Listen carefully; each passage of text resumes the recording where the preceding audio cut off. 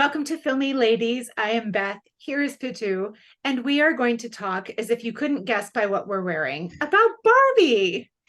But also, because we promised a long time ago that our 50th episode would be about Zoolander. We are going to talk about Zoolander, even though it's our 51st episode, I think, because Rocky or Ronnie came out, and so that had to be 50. But anyway, these two great American fashion icons are under discussion today. Pitu has a way to link them, which I'm very excited about. I don't even know where to start other than our very best blue steel, which I definitely can't do. Don't turn left. We're just kids who can't podcast good, Beth. That's right. We're kids We who can't don't do podcast numbers good either. No. We don't do scheduling No. good. So Zoolander is one of my favorite comedies of all time, probably. Same. And I can't believe it's 22 years old, basically, or almost that. I think Owen Wilson is a genius. I think Ben Stiller is pretty great. I think everything about it is really funny. It's aged really well, with a couple of small exceptions, which weren't that great at the time either. The David Bowie cameo is one of my favorite moments on screen of all time. Like, I disqualified. I love everything about Zoolander, basically. I forget why we even said we were going to talk about it, other than that we like it. Because it is not a very ladies-oriented movie. There's very few ladies actually in the movie, but we are Filmi ladies who like this thing, so therefore we're going to talk about it. Let's start maybe with what has brought you back to Zoolander repeatedly in the 22 years it's been out? Zoolander, like you, is one of my most favorite comedy movies of all time. And I think why I love it so much. So Zoolander, Napoleon Dynamite, and Wayne's World. I love all three. But Zoolander and Wayne's World is like tied for the top spot. And then I like Napoleon Dynamite. But what I love about Zoolander is that it's so stupid, but it's meant to be stupid. Yeah. And it's very self-aware, and it's satirical, and it's making fun of itself, and it's making fun of the fashion industry. It's making fun of the fashion scene, models, all of the people involved in it. And I love that the fashion industry was willing to like poke fun at themselves, because it truly has some insane cameos. I mean, every scene is like, oh, there's David Bowie. Oh, there's this person. Oh, that's Cuba Gooding Jr. Oh, there's Donald Trump with Melania next to him. Like, it's just like all these like big names. But it's so sharp. It's so satirical. It's so smart. And I just love a good satire. I don't particularly enjoy comedies that are too like silly. Like, I'm not a Dumb and Dumber fan, right? Or any of the Jim Carrey stuff. But when it's this sharp, and moisture is the essence of water, and water is the essence of youth, and youth is the essence of beauty. I mean, it's like he is the king of saying things that make no sense, and you're like, what did you say? It's also very quotable. And I just find it hilarious that Ben Stiller, who I don't think is a particularly tall man, no, he's not. And he doesn't look like. I love that he was cast as like such a great so-called male supermodel. And I love that there's like a fashion walk-off in it. And you and I love a good fashion walk-off, as we have seen from Khun Bari Mang. Let's talk about the walk-off, because I do think that might be one of the greatest scenes ever committed to film. At least for comedy. And I just remember watching it in the theater, and first that they're going to do a walk-off is funny, and then when David Bowie emerges as the judge, it's perfection. It's absolute perfection. And I know nothing about modeling other than as what I have consumed as a sort of casual reader of various fashion magazines over the years. Like, that world does not apply to me. And I'm fine with that. Like, models don't make me feel bad about myself, actually, but I'm also 49 and I've learned not to care. But, it's just the most inane, hilarious, gleefully silly. Yeah. And I don't think of myself as someone who is drawn to physical comedy particularly, but there's clearly exceptions, because the concept of the walk-off is funny, but it's the execution that really nails it. And those two actors are just so good. Just going for the ridiculous. I feel like it's actually really hard to do comedy, and it's one of those genres that actors never get credit for, Like, if you look at, say, Bollywood, for instance, I feel like Juhi Chawla never really got her due, because she excelled as a comic actor and she didn't do enough serious roles to balance it out. So everyone compliments Devi for her comic timing, but they also consider her a great actor because she did so many serious roles, like starting with Sadma, and Juhi Chawla didn't do enough of those. And I think that anytime someone excels at comedy, they just don't get their due. And I personally feel like maybe Ben Stiller also doesn't get as much of due as he should, or Owen Wilson for that matter, because pretty much every Ben Stiller film that I have seen has been a comedy. I love Royal Tenenbaums. I just love Ben Stiller and like Meet the Parents, Along Came Polly, all of those things. And no one really thinks of him as like, oh, he's such a great actor. But that's because he primarily does comedy. Like he did Dodgeball. So this is why people don't think of him as great. But it really takes some balls to pull off what he did as Derek Zoolander, and also Hansel, of course. I love the cameo by John Voight where he's his father. I'm a coal miner. I'm not a motion picture television actor or model. It's so hard to talk about this film without just quoting it to each other. Like we could just do that for half an hour. Oh God, it's so funny.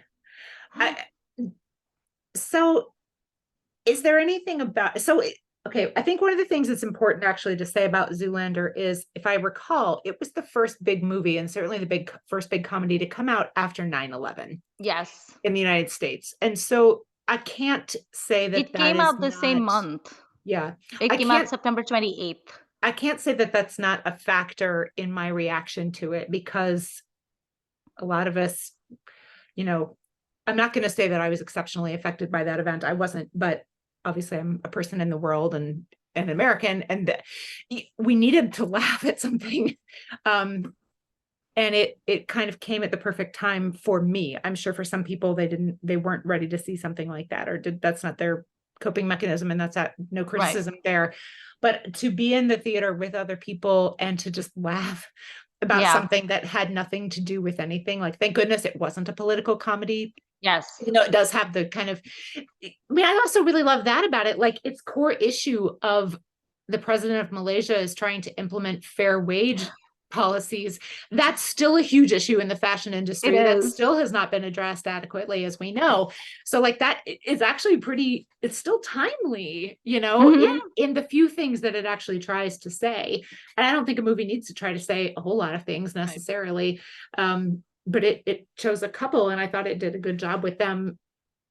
You can ignore those messages if you want to, but they are right there to be absorbed. And I like that about it. What's even more relevant to me is that, I live in the Bay Area in California, and like so many, high cost of living states in this country, there's so much homelessness over here. There's literal encampments taking over entire towns. Just the idea that Mugatu comes up with this fashion, thing that he's going to do. It's called Derelict, and that actually is based on an actual show that John Galliano had done. Like it wasn't called Derelict, I don't think, but he done a thing where it was like inspired by like homeless people and encampments and stuff. And then Mugatu does that, and they take it even farther. And then you see these like photo shoots and all of these things. And I was like, that hasn't changed either. It's like 2023, and I could be 30 minutes from my house, and there's literally just a sea of encampments, and there's people afraid to like literally walk their dogs because there's like syringes. So the fact that even back then that was being made fun of instead of having compassion and trying to solve that problem, that too that hasn't changed either. So like in the 22 years or so that this movie has come out, those two major issues, like exploitation of factory workers, exploitation of child labor, not paying people properly, homelessness, none of those things seem to have been fixed. So it's like that movie is not dated at all. And that's kind of sad, actually. If only we could look back and be like, oh, haha, remember when those were like pressing concerns? Yeah. I picked up my phone and I'm trying to scroll through the New York Times app, because I did just read a piece a couple weeks ago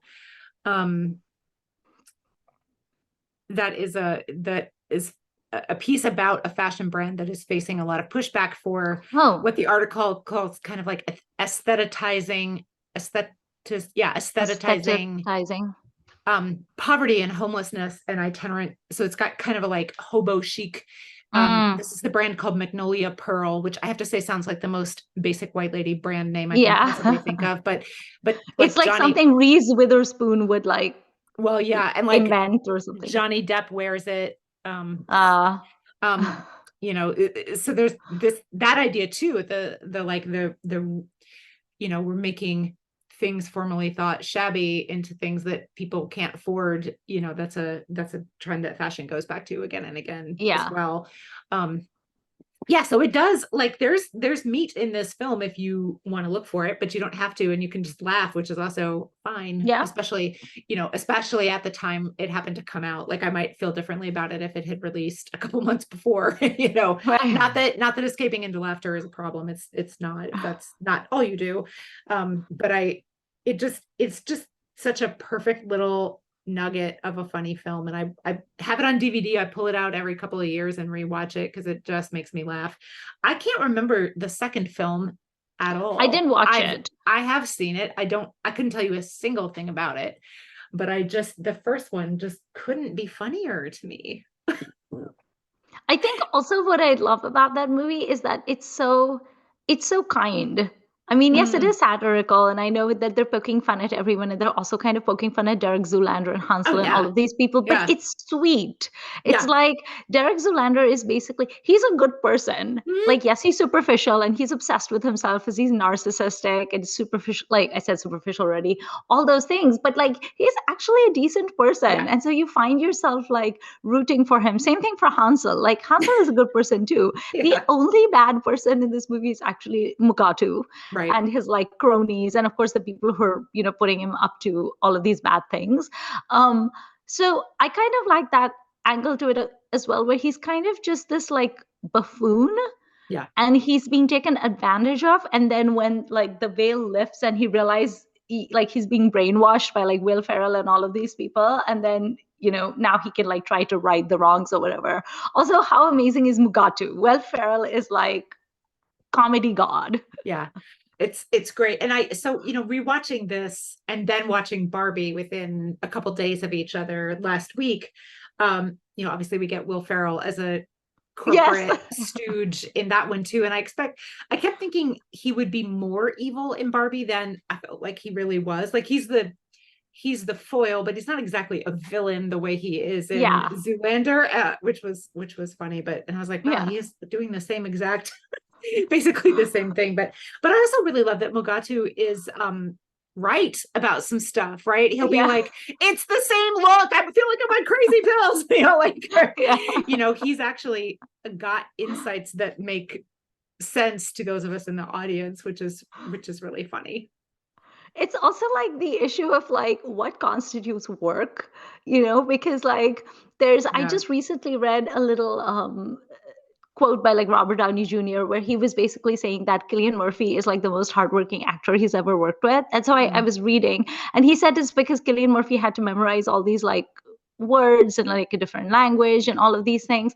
And all the comments were full of people saying that's literally an actor's job. And like, yeah, he had to restrict his diet to be like a certain frame for the movie, and people were like basically making fun of Robert Downey Jr. because they were like, it's not exactly like the hardest job in the world. It's not, you're not like doing heart transplants or something. Right. And that also reminds me a little bit of Zoolander, because there's all these people in it that are so obsessed with their like looks, and he's like, I have been working on Magnum, it's not ready yet. And everyone's like, okay. Or that little cameo by David Duchovny, where because he was like the world's greatest hand model, and now his arm is like in a hyperbaric chamber because nothing can happen to his great arm. And that kind of made me laugh too, because like there's a part of me that doesn't want to make fun of models and actors because it is a job, it is a profession. I'm sure they work very hard at what they do, but there's also a part of me that just finds them so self-obsessed when they go on and on about how hard they work. I'm Right. like, maybe just like check your privilege for like 2 seconds. Okay, like there are people who work far harder than you do and they get paid peanuts compared to you, so Yeah. don't expect me to cry for you. And like, how Okay. about as the movie points out, like the people who actually make the clothes? Yeah, exactly. No one cares about them. No one cares about them. They die in factory fires and all sorts of stuff. Exactly. Yeah, modeling. it might be the last vestige of jobs you can make fun of, honestly. Like, Yeah. and while I will certainly argue that fashion matters, I think modeling is maybe the least important part of fashion, especially now that we have the internet and anyone can style themselves a Right. influencer or whatever else. Like, I mean, you are literally a three-dimensional clothes hanger. Right. And one that I feel like beauty pageants, that's another thing we're allowed to make fun of now. Like that's another yeah, thing we're allowed to cringe at. yeah, yeah. So and I don't want to say that modeling isn't hard. I suspect it is very hard in a lot of ways, especially when it comes to restrictive eating and things like that. But the impact of modeling, I would say, is probably quite minimal compared to lots of other things that are also physically Yeah. mentally hard. So I love that. And I also love that it's men, because we so Yeah. seldom get to see men being physically vain for beauty rather than for certain kinds of physique or something that's at least pretending to be strength or things like that. So that's also really funny. And obviously, at least in the United States, they have to specify male model, because when you say model, you assume it's a female. Right. And so that is, kind of gently showing some very gendered stuff that's interesting and probably hasn't changed very much in the years since the film came out, but it is. Oh my God. And can we talk about at the beginning when they're at the fashion awards, the VH1 fashion awards, which I believe is the genesis of Zoolander, right? It was a Yes. skit that came out. So that they're giving an award for the slashies, the model slash actor. And I was like, oh, if Bollywood had slashies, That'd be so great. who is Bollywood's top slashy, would you say? I have to think about that one. Who has done like everything? I mean, off the top of my head, I would give it to Arjun Rampal. Okay. And I guess Jacqueline Fernandez, maybe. Or is she more beauty queen slash I might give it actor? to Deepika Padukone Oh. because started off as a Kingfisher model, made her Oh, name in okay. modeling. Also was an athlete. I think she played Right. badminton at like state levels or something. Then she became an actress. Now she also has her like beauty brand or something like that. Priyanka Chopra is another slashy. I mean, she has the acting, she has the music. Now she's like crossed over to like Hollywood or whatever. So there's like, I think Deepika and Priyanka would be like the two main slashies that come to mind. Mm.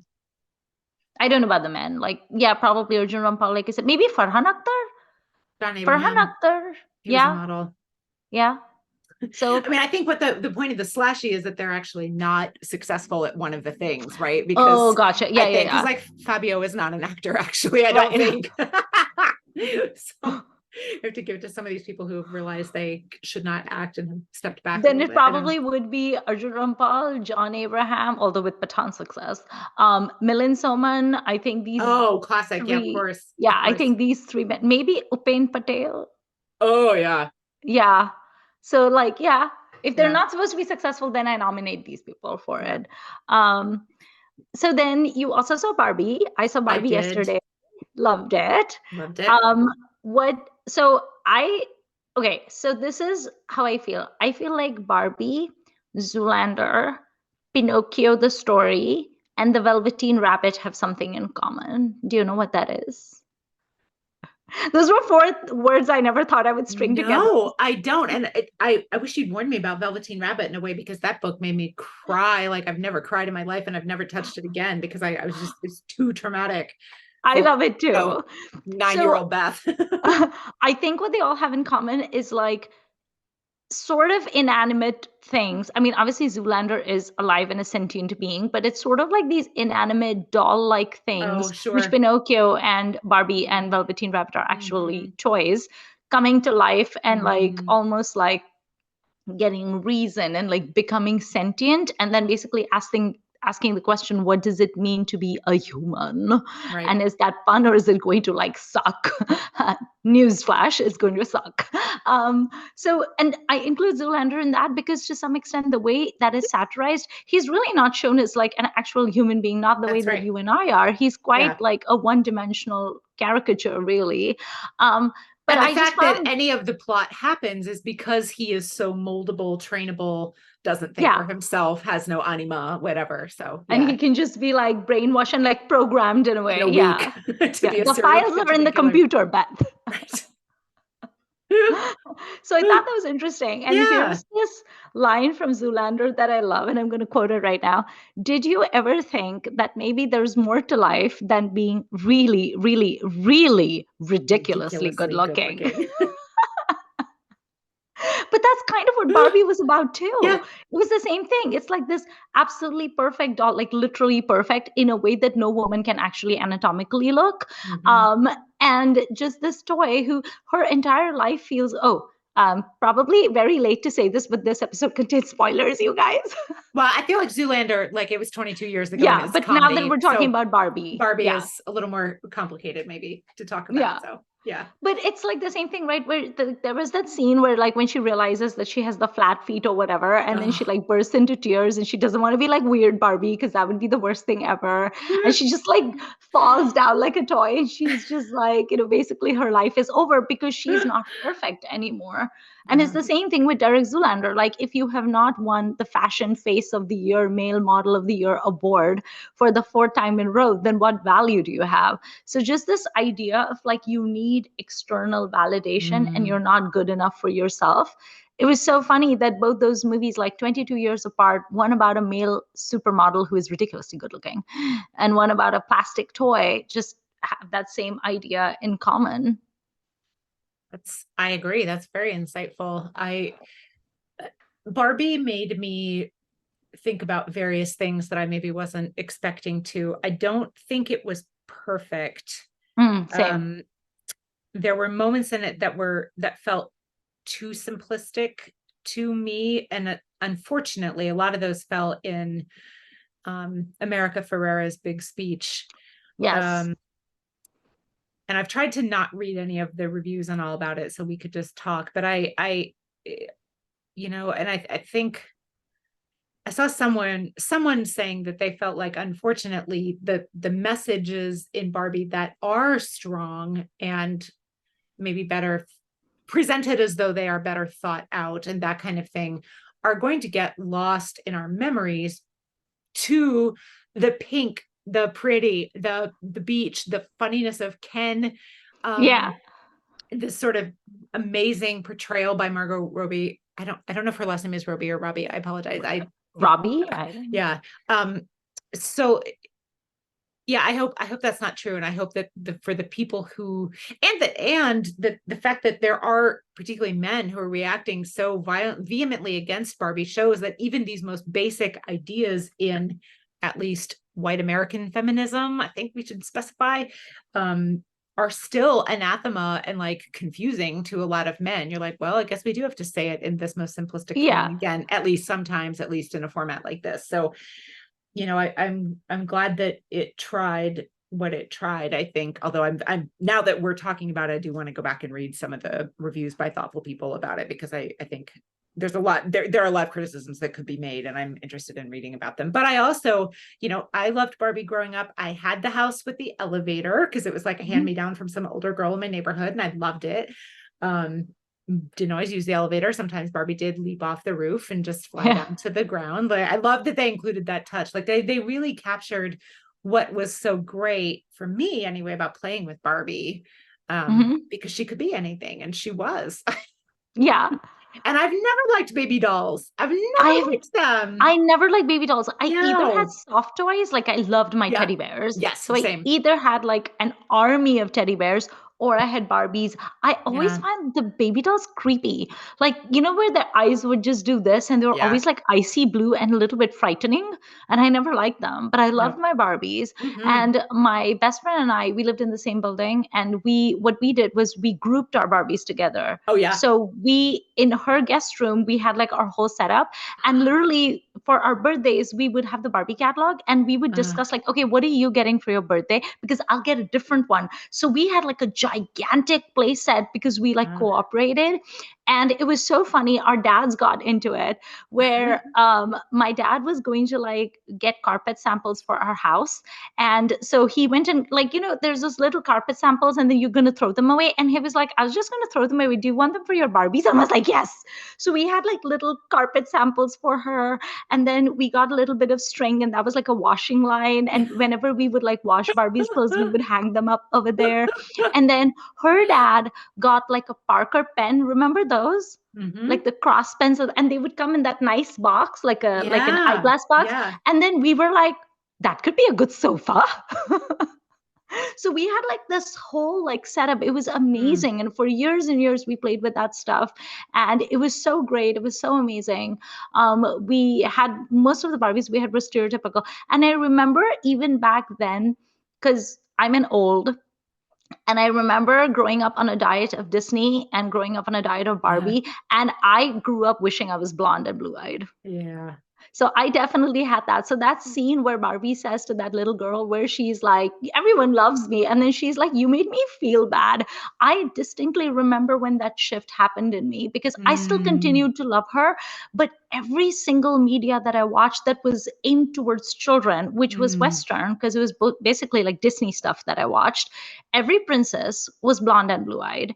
Every Barbie that I had was blonde and blue-eyed. The Barbies that started coming out with different skin tones did not exist when I was a child. Every single Barbie was blonde and blue-eyed when I was little. Oh, interesting. And so, yeah, or maybe we just didn't get them in Nigeria. I think you didn't get them because possibly, yeah. Which makes sense. So like I had in 1982 or 83, I actually, so there was a Barbie that I don't remember her name, but she was, she had a lot of gold outfits. It was very Kunmari Mong actually, but like, like lame, it was like kind of crispy almost. But the Barbie's black friend had copper. Her outfits were copper, and I wanted her. So I had a black Barbie when I was little. I don't know. I don't know about any reactions to that from the adults in my life. I don't know if that was thought weird or not. But so they did exist, at least in the US, but I don't know how easy they were to get other places. And we didn't have them. All our Barbies were like stereotypical Barbie. And when we were kids, we loved it. But as we grew older, and I don't remember ever having a conversation with my best friend about it, but I know that for me as a preteen, I started saying things to my parents. I would say things like, because I would watch Mary Poppins, or I would watch Sound of Music, or I would watch Disney, and I would be like, I wish I had blonde hair and blue eyes. And I didn't even know the word blonde. It's just not a word we used in normal vocabulary. So I would say, I want yellow hair. So I would say, I want yellow hair and blue eyes. And my mom would say, why? And I would say, because it's pretty and all the pretty girls have it. So I remember that bugging me. And I remember thinking to myself that if only I had yellow hair and if only I had blue eyes, I would be pretty too. And I wasn't pretty enough. So I did identify with that too. That did not stop me from loving Barbie, by the way. And thankfully I had enough good role models in my life, and I had enough self-esteem and things like that it didn't dent me too much. In fact, when I went and saw Barbie with my friends yesterday, I was actually Indian Barbie. I wore my pink sari, and I was perfectly happy to be like Indian Barbie with all of my blonde friends. But I can see how the fact that they started making Barbie in different shades, and then they had like a plus size Barbie, and they had a Barbie in a wheelchair. I can see how that started being a good thing to do. Because I assume that if you didn't come from the kind of background I did, where people were supportive of me, like I had good adult role models, I can see how that would make you feel less than. So I like that they talked about that as well. I thought it was very sporting of Mattel to basically like take all these like barbs. Yeah, that was really interesting, wasn't it? So, I mean, it reminded me of 30 Rock in that they're always making fun of NBC on 30 Rock, you know, as an NBC show, NGE. So I felt it was kind of on that level. And there were a few maybe kind of visual critiques that weren't spoken, but were there, like how the lowest level employees are in that gray basement office with a cube farm. And like, no, they can't talk to anyone on the upper floors and stuff. Which comes across as a little like Virtue Con from Austin Powers, but you know, it's I thought that it reminded me of Mulder from X-Files, when he's like relegated to the basement, and he's like, I still want to believe. The weirdos. The basement. Yeah, but there's yeah, I do think it was fairly sporting of them, and they're going to be making money hand over fist. Oh So, yeah, for sure. again, I'd like someone who knows a little bit more about this than I do to pick this apart. But it is interesting in that the fact that I don't think you could have done this movie without actually naming actual Barbie. So you had to get Mattel's buy-in. Oh, Because if Mattel has you been wanting to make this movie for years, apparently. Like Mattel wanted to do it. but you couldn't do it with a like, like on The Simpsons, Lisa's always playing with a doll that is Barbie, but they don't call it that. Like you couldn't like the do knockoffs. You couldn't do it with a knockoff, even if we all knew, because it's so It's iconic. There's nothing like it. Yeah, you would lose the pervasiveness that Barbie has, the saturation that Barbie has, because eventually we would all sort of know, like, yeah, we know you're talking about Barbie, but you're not really, but you are, but it's confusing. So I read something very interesting. Apparently, Ruth Handler, who was the inventor of Barbie, and she invented Barbie for her daughters to have a good role model. She created all of these professional Barbies, and she had like Space Barbie invented before women actually went into space. There was an I found that astronaut mind-blowing. Barbie in 1965. That's awesome. Barbie was 6 years old, and the United States would not get to the moon for another 4 years. Like that is incredible. But I believe I heard that at that same year, there was also a Barbie that like, there were things where she came out with like a diet book and a scale. So like, it is not a straight line of progress or anything, but it is remarkable. And I think when we talk about kind of what those representations did to us as kids, I remember feeling the same as you, like, I am white, but I have dark hair and hazel eyes. So like, I was not visually represented by Barbie to a certain extent either. And I definitely remember feeling like blonde was prettier, all that stuff. That doesn't just come from her, but it does come from her. But that in terms of what Barbie could do, is limitless, absolutely limitless. Our Barbies did everything. They were astronauts, they were rock stars, they were teachers. They weren't very often moms because we didn't care, but since those are well represented in other forms of dolls and whatever.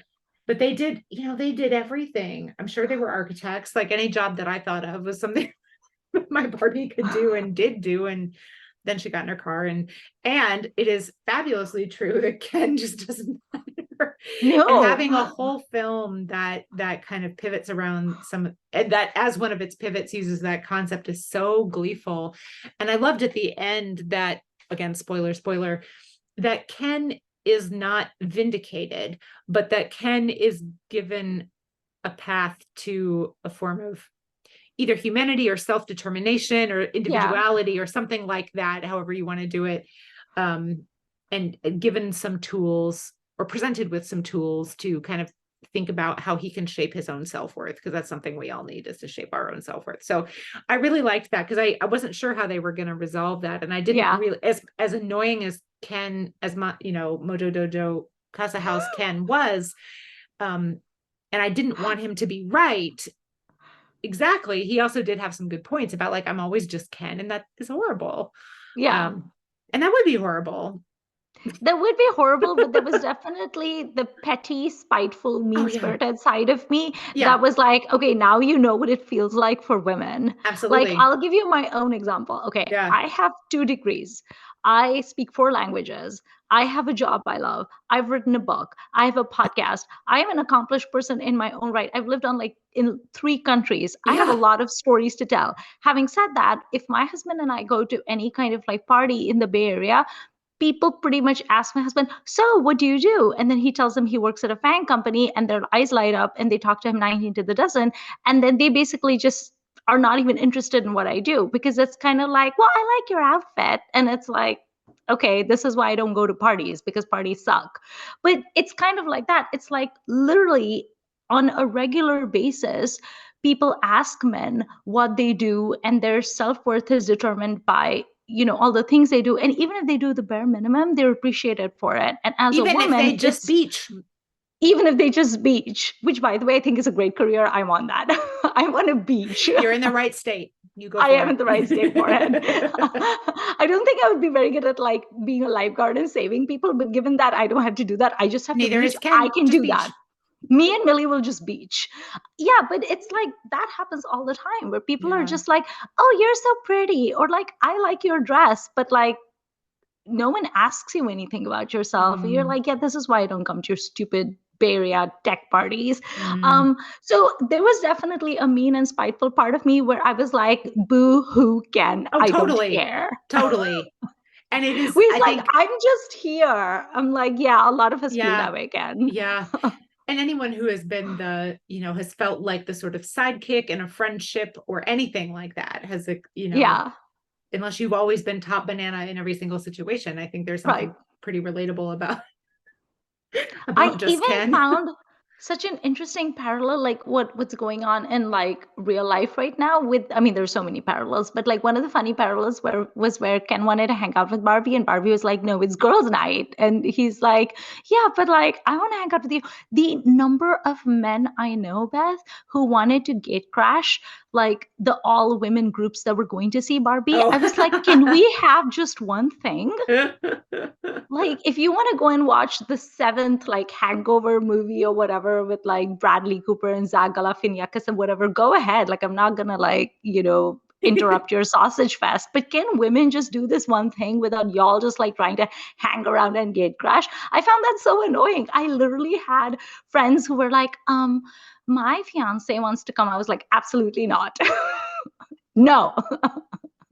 Y'all can go watch Oppenheimer. Barbie is for the girls, no boys. At least not the first time through, right? Like maybe No. later, maybe later. Yeah. Like it's so weird. Like I'm probably reading too much into it, possibly. But there is a part of me that has noticed that anytime something is marketed exclusively towards women, like we last saw this with Ghostbusters, the all women Ghostbusters, there is this entire category of men, some who are very vocal and very horrible, and some who Mhm. are not vocal and they're a little bit more subtle about it, but they can't stand the idea that women have something that's just for them and Yeah. that they can go and do with their girly friends. And they somehow want to try to like get in there or be involved. Like the idea of being excluded is upsetting to them. And yet, how many things do men do where they Yeah. exclude women? Yeah. They're Constantly. not used to it. No, they're not used to it. Yeah. You're always supposed to play nice and include them and say, yes, of course, please come. But they're always allowed to say, nope, this is just for boys only. Like you Mhm. have boys only clubs, you have boys only like golf courses, there's men only country clubs. There's literally institutions all over the world that do not allow women. But you'd want to see one movie with just your girlfriends and there's like five men whining that they want to come. And I was just like, y'all are like proving so many points.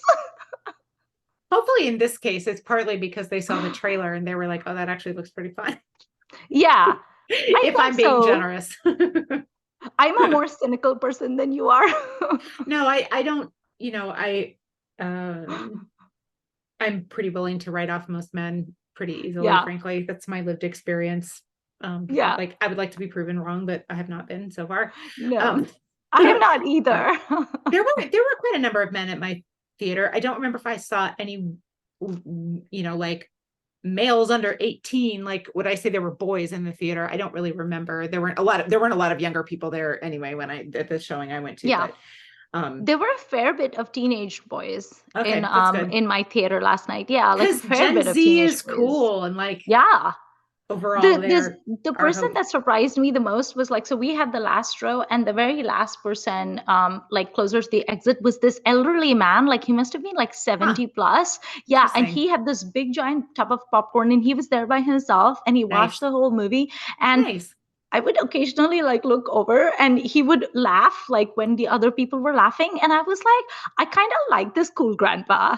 Like he's cute. I like him. He's laughing. Like I just found that so interesting. He was I the mean, oldest person by far. Barbie has been around for over 60 years. So like, he could have had a sister who had Barbie and or maybe he did, right? Like maybe he played with Yeah. Barbie as a kid. He Maybe could he had have a had her as a Barbie. kid. So Yeah. yeah, she's or his children did, she's been Yeah. around for so long that I think, I haven't asked my mom if she's going to go see it or not, but I can see people our parents' age wanting to, especially as it's become such a phenomenon like that. Yeah. Go see it. I'll have to It's ask my become mom. a huge hit. My cousin had gone to the shopping mall in Mumbai, and she said that the theater was just like packed. I mean, for Barbie and Oppenheimer, they're just adding shows like crazy in India, and Wow. she saw like a sea of pink and boys wearing like pastel, like Ken like things, Oh, I and love it's it. like it's become like a worldwide hit. It was like really cool. I have. Like you, I have slightly mixed feelings about the big America Ferrera scene. I thought she Hmm. was so brilliant in the movie, She but was like, good. yeah, she Yeah. was so good. But that scene, I liked what she said, but it did feel a little bit like a very rehearsed speech. And it did feel very like, here's this thing I have printed out, this like manifesto, and I'm going to read all these things. So it Yeah. felt very like shoved down the throat. But I was also thinking about it. I was like, and I'm not a filmmaker, so I don't know. But I was also wondering, like, how else would you do it? Because all the things she said are things that we feel, and these are all things that we believe, or at least those of us who are not like crazy about the patriarchy feel. But I just felt like you kind of needed that one scene. It's kind of like Shah Rukh's 70-minute scene in Chak De India. Yeah. Like, do you need that scene? No, but it's a way to like rally the troops in a way. I thought So that I some of liked it. yeah, we needed something like that. I thought that some of the dichotomies that she presents are they're just false dichotomies. Like, Mm, um, and I wish I could remember what some of them were, but I remember thinking it's more complicated than that. And I think mm, that you could have at least, instead of enumerating two things, enumerate four, right. or something like that. So there were I wish I remembered them. I should have written things down after I went to the movie, but so it's just a little oversimplified at times when I thought it could have been easy enough to not be as oversimplified. And that Yeah. is one of the things that made Weird Barbie so great, was I because loved her. we all, even if you didn't chop your Barbie's hair, like we all knew someone who had Weird Barbie, and we Yeah. all, I think a lot of us dressed our Barbie at least like Weird Barbie, even if we didn't permanently modify her, we at least gave her outfits and situations and poses and all that were super strange. Yeah. Or at least that were not stereotypical. So that Right. actually Weird Barbie isn't actually all that weird. And like Yeah. she's one of the great stars of that film, and that she leads she helps plan the resistance. I mean, of course Yeah. she does, and she's hanging out with Sugar Daddy Ken and Earring Magic Ken and whatever. So that yeah, she I feel like actually kind of presented a little bit more of the message that I was more excited to hear. But America Ferrera's character, of course, is also a Mattel employee and a Barbie designer. Yeah. So, and is still so attached to her Barbie that connection was manifesting in Barbie's depression and Hmm. thoughts about death and things like that. Yeah. So this is someone who has a stronger attachment to her Barbie than her Barbie world than I do, for example, even though we're Hmm. approximately the same age. So I think maybe she dwells in a world where some things have to be simplified more because she works for a toy company, or a toy company that has messaging in the way that it does. I don't That's another thing I'd like someone to really unpick that big speech. And when this comes out on DVD and streaming, right, we can like go line by line and Yeah. kind of think about what she's saying. But um so here's an example. This is a bit different than what I was just saying, but when she at the end pitches the everyday Barbie, she Oh calls her, yeah. right? Everyday Barbie. Um, and there's something in there about like the clothes, and it's just going to be a flattering top. And I was like, even in this world, we still have to make things be flattering because women still have Yeah. to be pretty. Like I was really disappointed by that. Say Right. you could choose comfortable, you could choose top that I love. You could say top in my favorite Mm. color, right? Like you could swap in a lot of other things other than Comfy top. flattering. Yeah, anything. You And I and was I are like, both going through a heat wave. We need right, comfy tops. right. And I was like, oh, we're still doing flattering. Right. Okay. Like, I guess that's too much to ask for. Right. Barbies and most of the Barbies that we spent any time with were tall and quite slim, right? We Yes. had one Barbie who was shorter and rounder, but Yeah. they were not interested in body diversity, nor is the Barbie company really. They make their sort Right. of stabs at it, and the things that they call plus size are like, that's a size. Yeah. Like I think I saw the someone worked it out that like their curvy Barbie is a size 6. Like Right.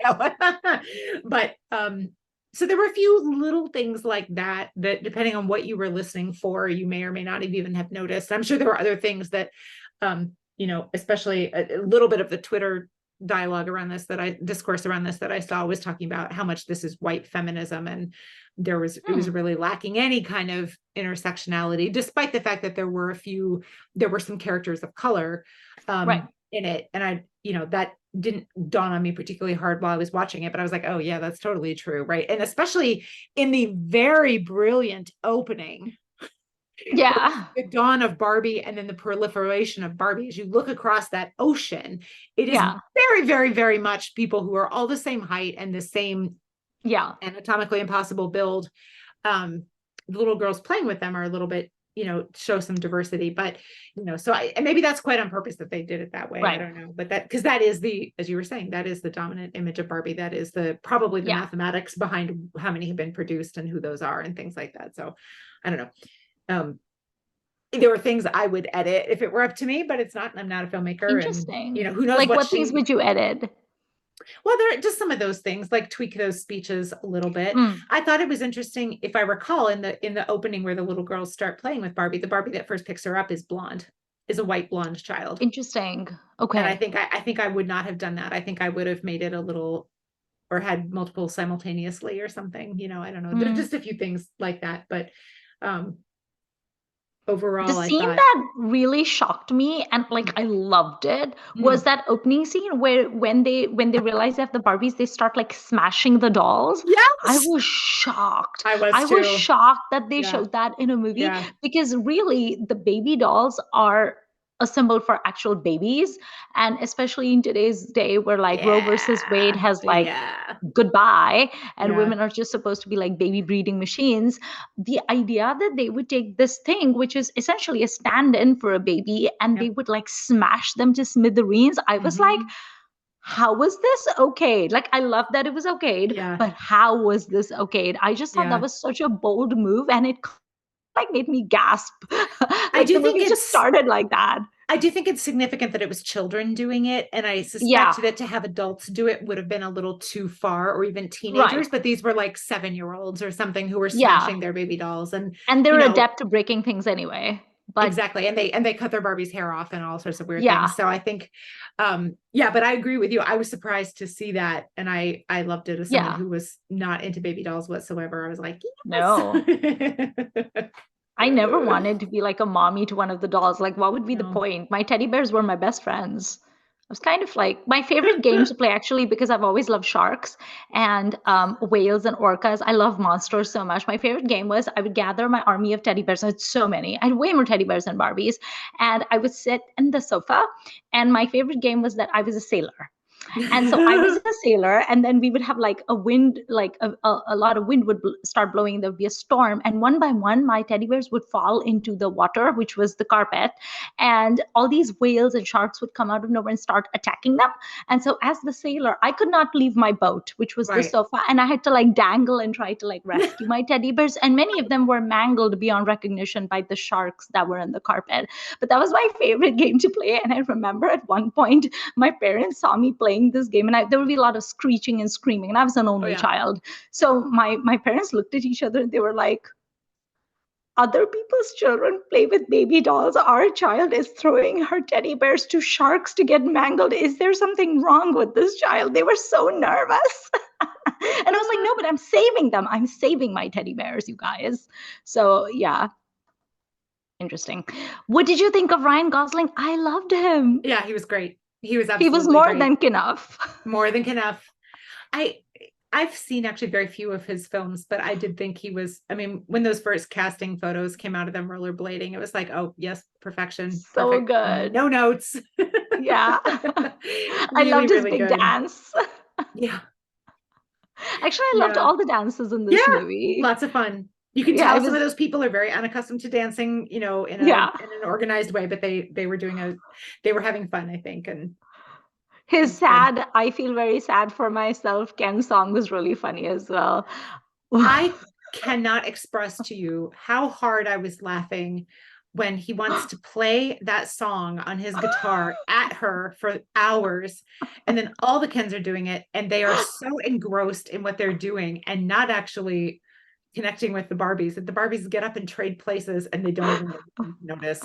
And I cannot tell you how many boys / men have tried to play the guitar or otherwise perform music at me when I had no interest in hearing it. Like, I cannot, that was That is so amazing. funny to me. I don't know if you've experienced that in your No dating one has ever days, but played a like, musical instrument for me ever.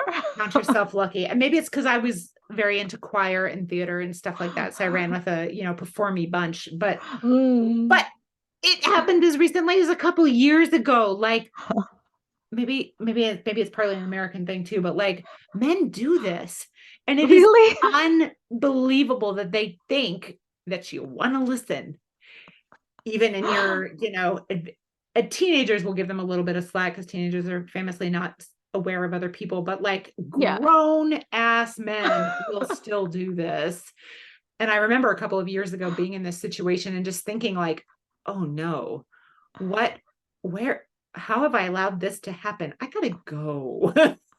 So why is that a thing? Because no one has ever done that to I me. don't But like, know.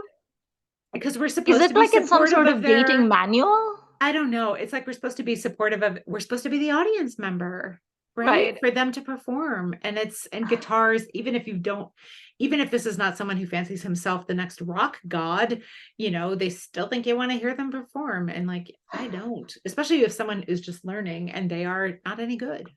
Oh, that's so funny. I loved how also like the merman Barbie was also like playing his little ukulele. There was one thing I noticed about this movie was like it was packed.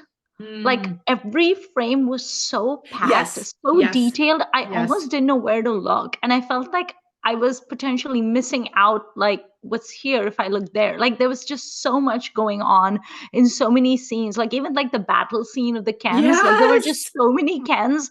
And then like the way they come galloping on their like imaginary horses. That was It really was good. great. It was great. So much Well, fun. were you happy to see Simu Liu? Oh, of course. Yeah. I mean, I've only seen him in Kim's Kim's Convenience. I Convenience. haven't watched his Marvel movie, although I Yeah. want to. I just keep thinking it'll show up on a plane that I'm on or something. But I thought he brought exactly the right kind of like dopey golden Labrador energy to this. Yeah. Like, but also that he was like, the Yeah. Ken battle was just, their ongoing antagonism was really, really funny. And then when they realized that like they don't actually have anything to fight about, that was also really, really funny. So, But see, that also reminded me of Zoolander because that yes, again, it's like you have Derek Zoolander and Hansel, and they've been built yes, up as these like enemies and competitors to each other, and then they hate each other, and then remember like they make up with each other because yeah. Hansel's house is the only place where Well, Zoolander can I was stay. whack. No, I was Bro, whack. you was whack. So those of you who are listening, I'm guilty of this. After rewatching Zoolander, I kept telling Ben she was whack. Like I would watch her and be like, "We're so whack. Our podcast is so whack. All of you listeners are whack." Yeah, but then wasn't that where they talk about their feelings with each other, Yeah. and then Hansel was like, "You don't understand. I have always looked up to you. When I saw you in that fashion illustration magazine of like whatever year, and you were modeling such and such a thing, and I Oh, knew I it wanted was to be you." International Mail. And I don't know if any of our listeners will know that catalog, but that is a very specific thing. You should definitely Google it. It makes it even funnier. What exactly is International Mail? International Mail, I don't know if they still exist or not, but it was a catalog of, so I don't know exactly what it is, but it was a catalog Okay. of clothes that in mainstream US culture read as extremely along that line of like, is this gay or is it European? Ah, okay. So like a lot of Very very tight flashy. stuff, like very cropped denim, just like a lot of stuff. And again, I'm talking about the 90s. So there's a long time ago. And I hope that we've evolved some, but like stuff that you just do not see on most of the main streets of most of America. I don't think probably Right. even now, although again, Gen Z is rocking a lot of looks, but So international male is definitely like that's not saying you're a Banana Republic model or Burberry model, right? Like Ah, this is something like I don't know if it would be club wear from back then, but like right.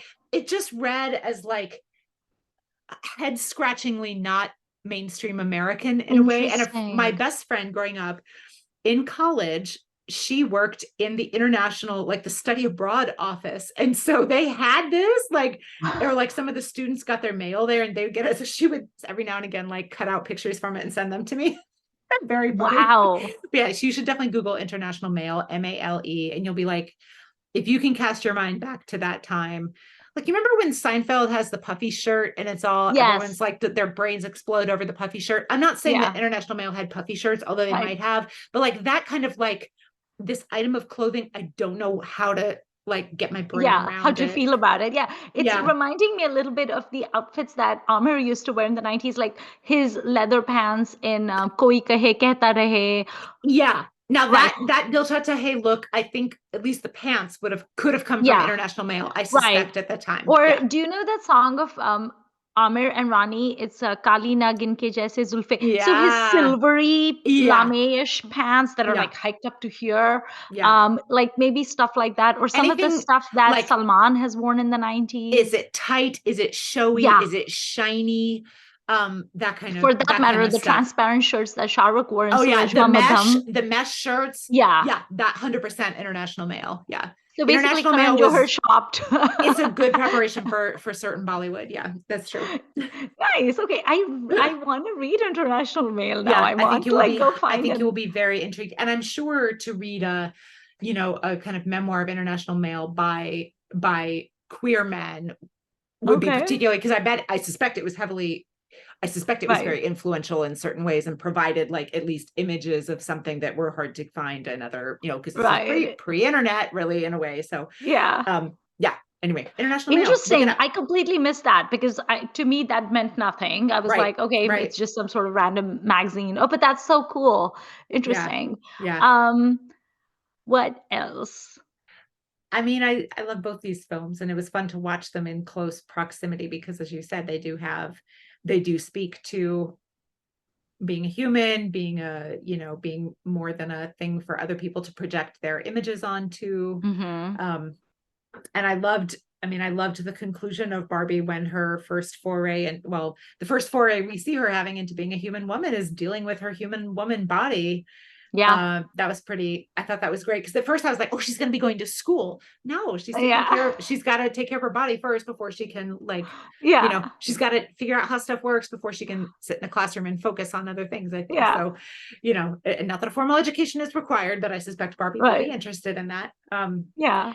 But That yeah, scene, I just thought that bit was so funny. Where remember, like the Kens have taken over like all of the government, and then the president Issa Rae, she comes back, and then she's like, no, so all the Supreme Court justices are going to be women again. And then I think it's Simu Liu Ken who says like, okay, but like, can we have any like judge spot? And she's like, no, absolutely not. And then he's like, like a lower one, and then she's like, okay, like maybe like a circuit court judge, but like basically you cannot be trusted to be a Supreme Court justice, which again that's I right. thought was such a barbed remark So given great. Roe versus Wade and given what's going on with the Supreme Court right now. I So love great. that. Yeah. I suspect a lot of the backlash that Barbie is getting right now is not just from like upset men who should all listen to Ken's ballad where he feels sorry for himself and they should all play the world's tiniest violin.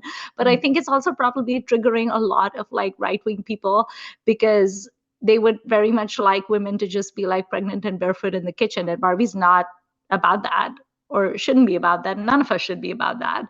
Yeah. So I liked how directly and openly political it was. Mhm. And I like that they didn't like try to pull any punches with that. That appealed to me.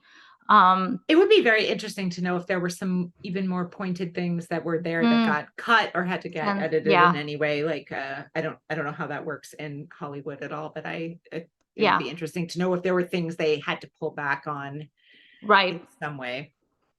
Because they are trying to reach like a much audience, bigger audience, and try to be like a summer blockbuster and stuff. Mhm. That was very cool. Um, Anything else you want to add before we sign off? Uh, I will just say that somehow the dance number where they're going like that. I find myself doing that like all week. And obviously, I It watch was so, movies she with looked so good in She it. did. I'm like, I watch movies with dance numbers all the time. Yes. And I know I can't. And maybe it's just because I can actually do this, that's why Yeah. it's stuck in my head. But like, I'd just be listening to music at work. I always have my headphones in, and I'll just be like, and then type. I know. It's a very catchy. I really enjoyed the soundtrack and all the Yeah. musical sequences and everything, and just extremely funny and fun. Nice. Okay. So before we sign off, let's both do our little clapping thing to celebrate Barbie. Okay. And then give me your best blue steel look. Oh gosh. Yeah. I can't do it, nor can I turn left. It's because you can't turn left. Yeah. Yeah, And you I need don't the podcast headband. good. I was gonna try to find a blue bandana and put it around my head as the thing, but then I was like, no, but I don't have the spikes, so like Right. I can't do Maybe it. you should just consider being a coal miner in New Jersey, Matt. Probably. Probably. Okay, well, thank you for watching this episode of Filmy Ladies. We had so much fun discussing Barbie and Zoolander, two movies that you would think were so different, but actually ended up having quite a lot of parallels. If you have seen either film or you are intending to, let us know what you think. And we would love to have some nice in-depth discussions with you in the comments. But if you just want to talk about how pretty the movie was and you just want to talk about the fashions, that's okay too. Don't forget to like, share, and subscribe to Filmy Ladies. And we will see you again next week with another episode. Bye. And with a line from Zoolander that applies to both, let's dance. Yeah.